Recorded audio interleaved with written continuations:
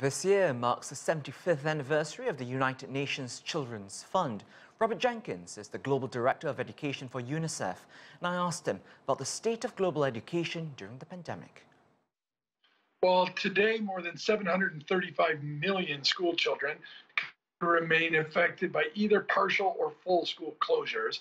And now with the Omicron variant taking hold, many governments are also considering whether to re-close schools again. The thing about closing schools is it has a disproportionate impact on the most marginalized, those that don't have access to remote learning, those were already pre-existing before COVID, were affected by a learning crisis. So indeed, it's a very challenging time at the moment. Right, and of course, Robert, now that you brought up the disparity between the poor, schools aren't just places where children learn, is it? I mean, is there also a place where some of them get a square meal, clean drinking water? Is there also a health aspect of concern that these needs have not been met through the pandemic, especially for those in more developing nations, perhaps? There absolutely is, and indeed, with school closures, not only like myself from the education sector, very concerned and working very hard on providing remote learning opportunities and interested in learning, but looking more broadly, schools provide a whole range of services, as you've mentioned, provide mental health support, nutritional support with midday meals, water and sanitation, but also a sense of protection. So with school closures, that entire set of comprehensive services have been affected, and that has also disproportionately affected the most marginalized.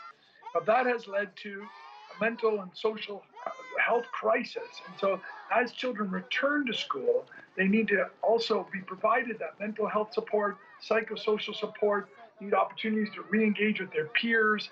Teachers need to be supported to provide this type of support so kids can return to school, regain, go back onto their learning pathway, and once again, we can at least start to gain a sense of normalcy.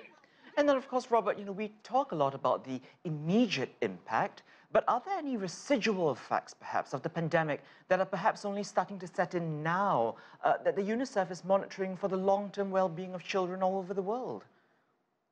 Oh, there are indeed. So I just want to take a second to the impact of COVID-19, before schools closed, the world was experiencing a global learning crisis, with just over 50%, 53% of 10-year-olds in low and middle income countries not being able to read, despite many of the vast majority of them being in school.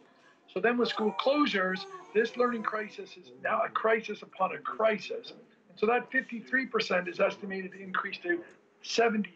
That's 70% of 10-year-olds in low and middle income countries being estimated to not being able to read and write with understanding. That's just an indication of the challenges that now face us and the importance of providing, again, comprehensive support, but also accelerated learning. There'll also be a very concerning economic impact. Earlier, we were estimating with the UN and with the World Bank, the economic impact of the school closure specifically was going to be $10 trillion globally. That now has increased to $17 trillion because of the prolonged impact, the prolonged nature of school closures. So we're now estimating a $17 trillion impact as a result of school closures. So very quickly then, when you talk about this crisis among a crisis, how do we move forward? We're nearing the second year of the pandemic. As you said, the situation looking precarious once again with Omicron. What have we learned, and how can countries best move forward to ensure the education and mental health of children? So schools need to reopen, stay open, those that are open. The risks to children of schools closing again is far greater than if schools remain open. So schools need to reopen as soon as possible. Then we need to have a laser focus on the most marginalized. Most marginalized is context specific, meaning who those marginalized children are depends on where they live and the country they're in. So understanding the gender disparities, recognizing girls in general have been more disproportionately affected than boys, but also the poorest, children with disabilities, children that are from ethnic minorities, remote villages. These are the children that we need to collectively focus on, provide support, bridge them back to school, and again, enable all children to realize their full potential to have the opportunity to restart their learning.